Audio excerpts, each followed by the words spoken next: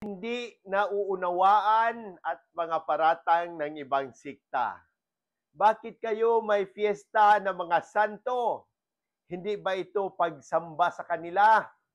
Sagot natin mga Romano Katoliko, ang pagdiriwang ng mga kapistahan ng mga santo ay hindi pagsamba, kundi pagpaparangal sa kanilang kabanalan bilang inspirasyon sa ating buhay pananampalataya.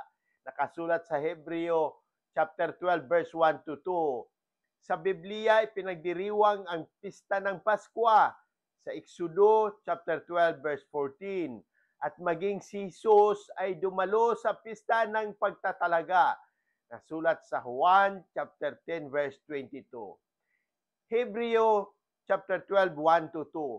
Kaya nga dahil tayo'y napapaligiran ng gayong kalaking ulap ng mga saksi, ay magpapatuloy tayo sa pagtakbo ng matiyaga sa takbuhing itinakda sa atin na tinatanaw ang si Jesus, ang tagapagtatag at nagtatapos ng ating pananampalataya, na dahil sa kagalakan na inilaan sa Kanya ay tiniis niya ang krus, hindi inalintana ang kahihiyan, at ngayon ay naupo sa kanan ng trono ng Diyos.